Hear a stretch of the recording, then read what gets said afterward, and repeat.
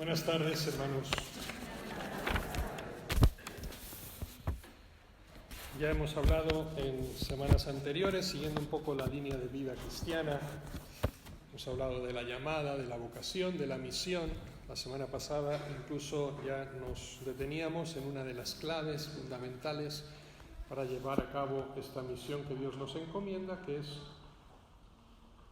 díganme ustedes, no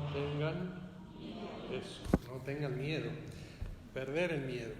Bien, pues hoy, siguiendo esta línea de iglesia evangelizadora, vamos a detenernos en otro particular que nos deja el Evangelio, otra clave de cómo Jesucristo nos dice o nos pide afrontar precisamente esta misión un poco complicada que nos pide, anunciar el Evangelio al mundo, el cansancio. Vengan a mí todos los que están cansados y agobiados y yo les daré descanso, yo les aliviaré. No sé si hemos probado, ahora que empieza el tiempo de vacaciones, muy provechoso esto, Realmente entender dónde radica el descanso humano y dónde han estado nuestros errores de concepción. Miren, en México tenemos lo que llamamos el PGP, no tiene nada que ver con el PG. El PGP es el Plan Global de Pastoral 2031-2033. ¿Alguien conoce este documento? Vaya, lo que se pierde. Es un documento elaborado desde la Conferencia Episcopal Española que se supone que nos da las claves de vida pastoral para todo México en perspectiva de las celebraciones que tendrán lugar en el 2031 y el 2033, que son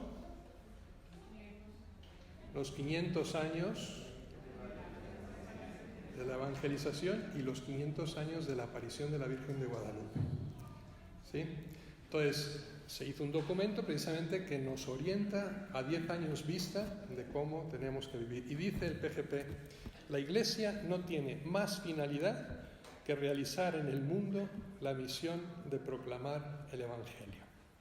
Ahora bien, el montaje de esta misión debe ser lo más simple del mundo para que todo el aparato estructural no ahogue la espontaneidad del espíritu.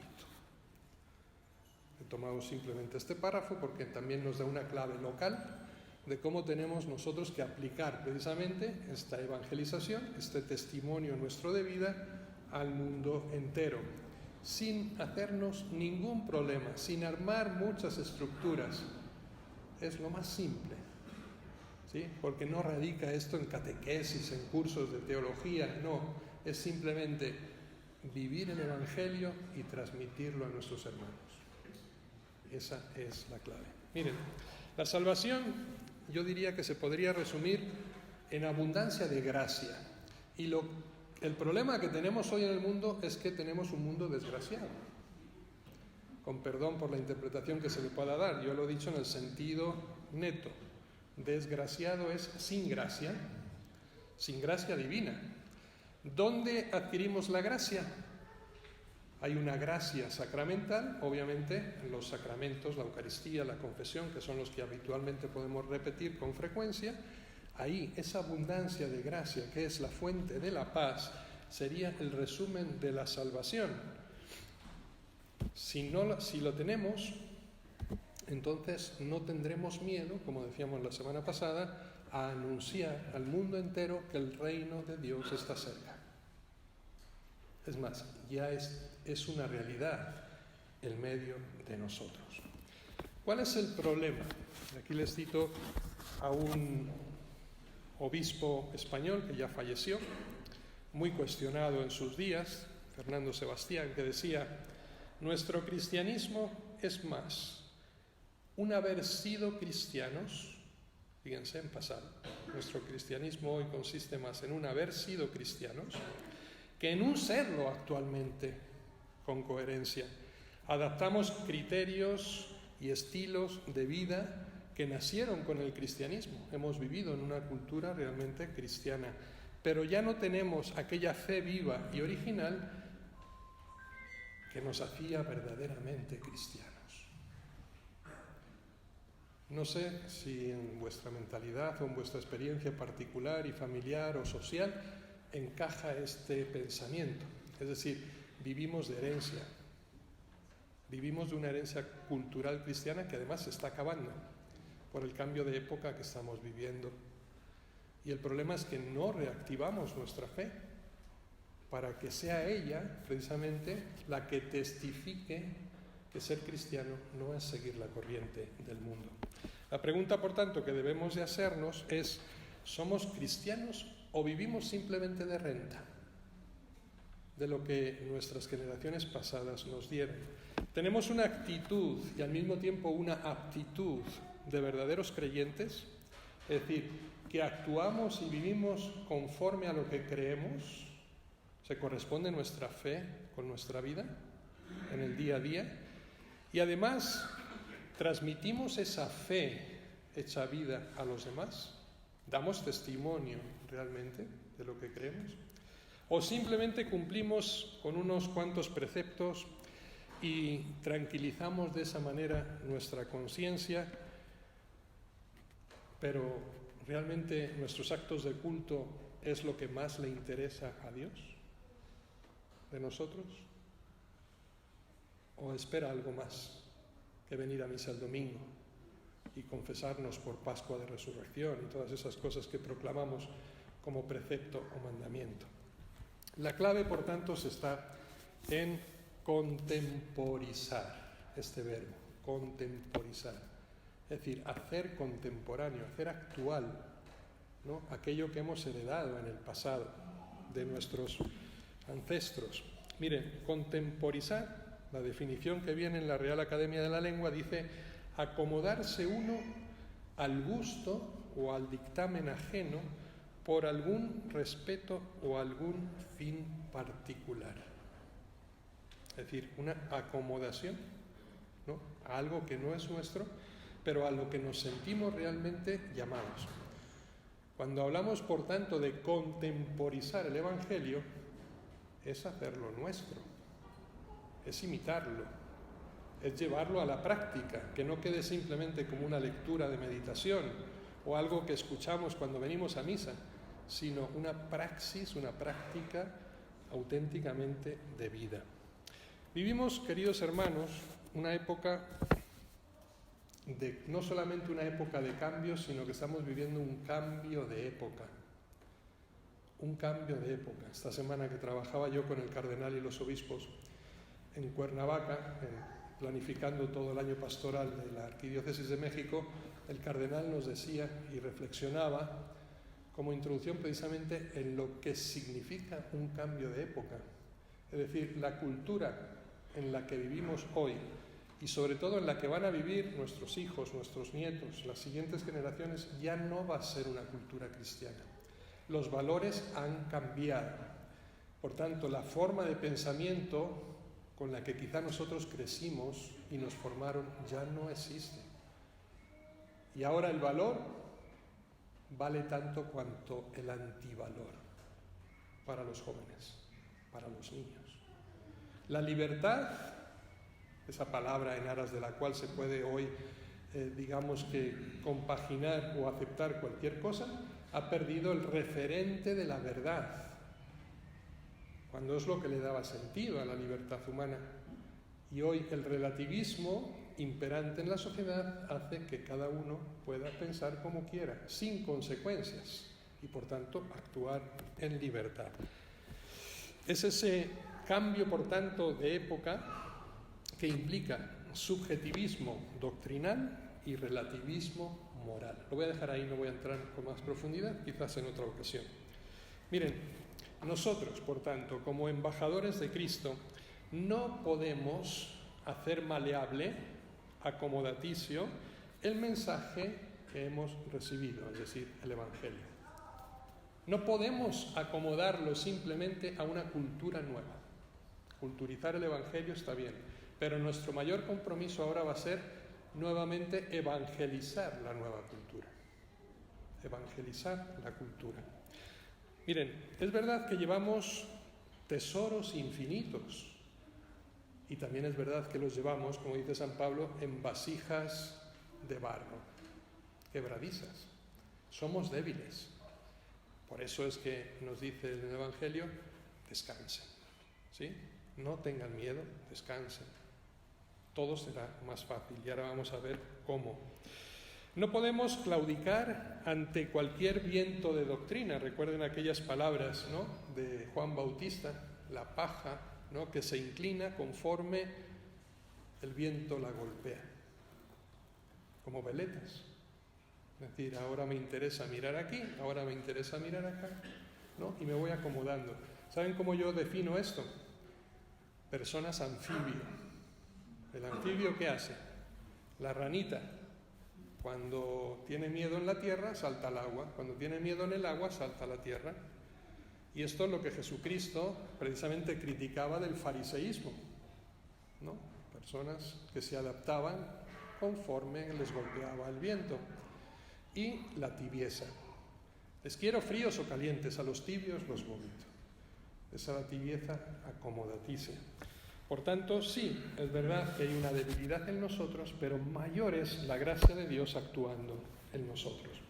Y tampoco podemos abandonar, como evangelizadores, a un modus vivendi, es en latín, a un modo de vida nuevo que se nos está imponiendo desde el mundo y desde la sociedad y que además contradice nuestra fe, contradice los principios de nuestra fe.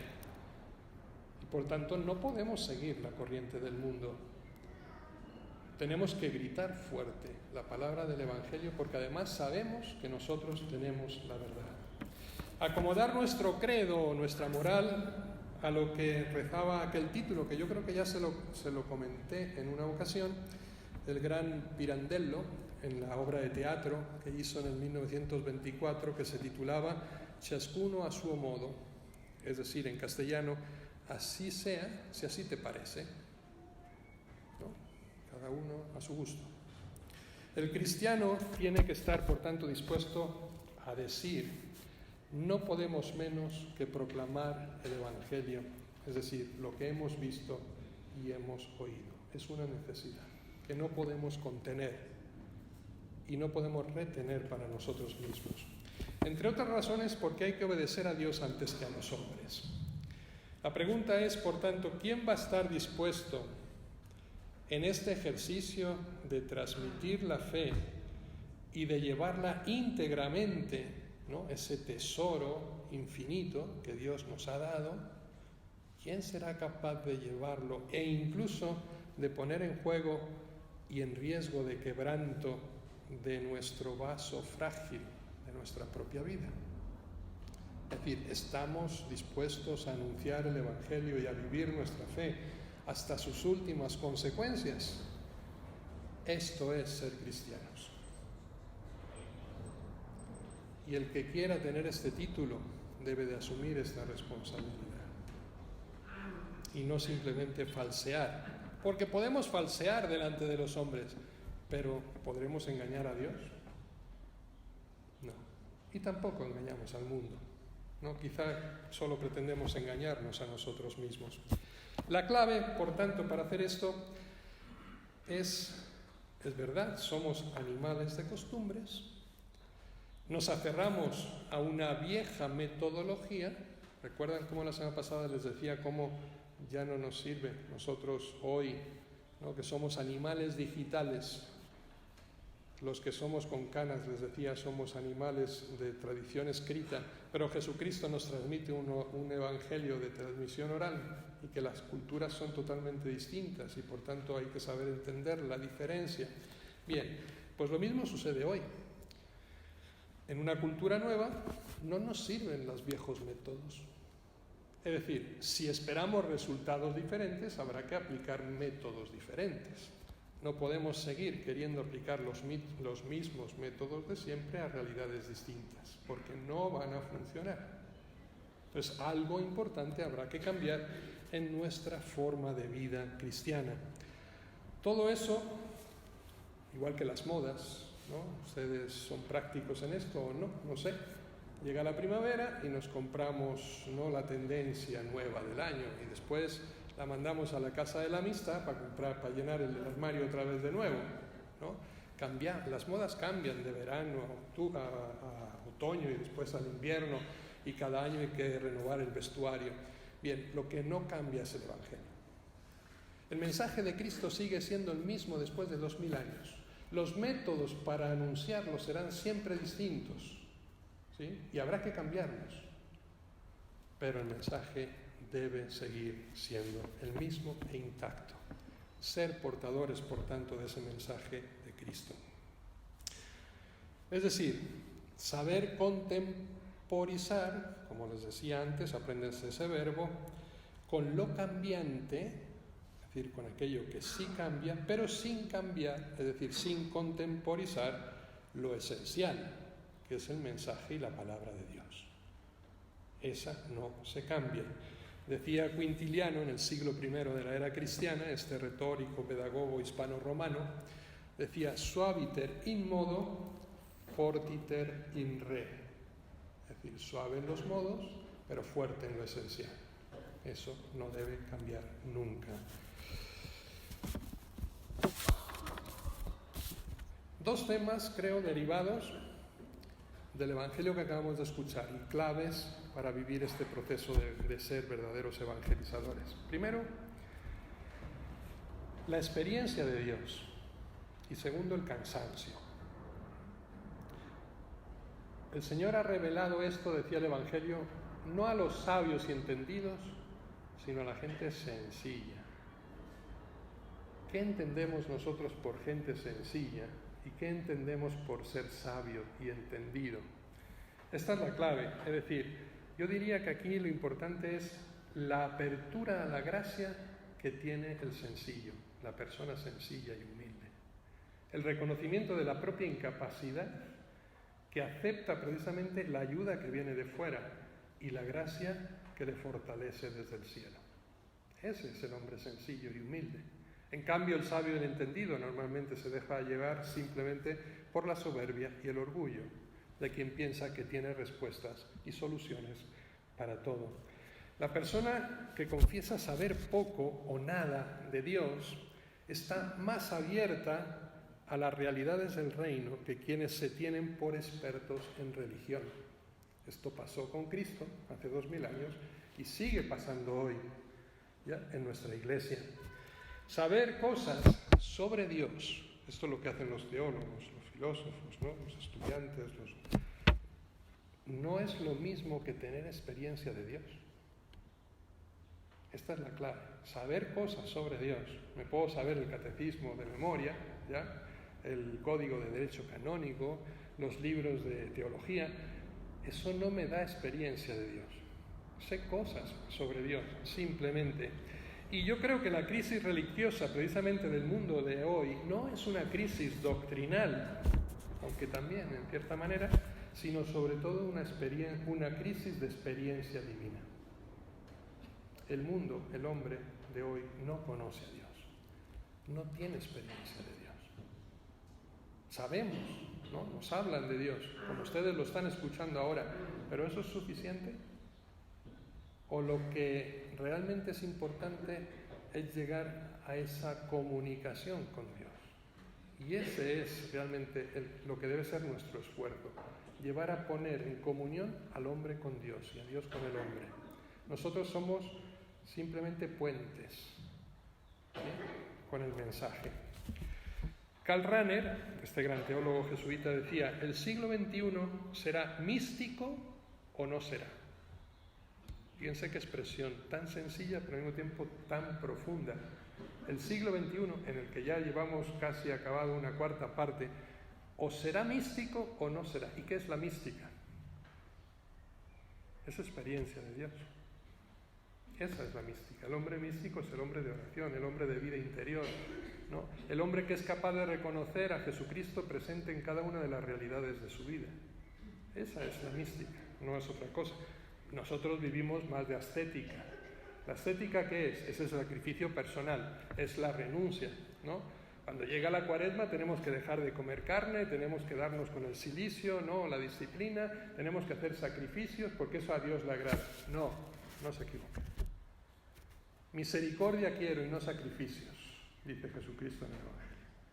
precisamente en aquel gran templo de Jerusalén. ¿Por qué? Porque si reducimos precisamente nuestra vida de fe simplemente a actos de culto, se queda muy deficiente. Experiencia de Dios, vida interior, ¿no? Y saber reconocer precisamente al Señor presente. Jesús llama a los agobiados, a los cansados, y les garantiza diciendo: mi yugo es llevadero, mi carga es ligera, es decir, lo mío es lo fácil. ¿Ustedes creen esto? ¿Que ser cristiano es fácil?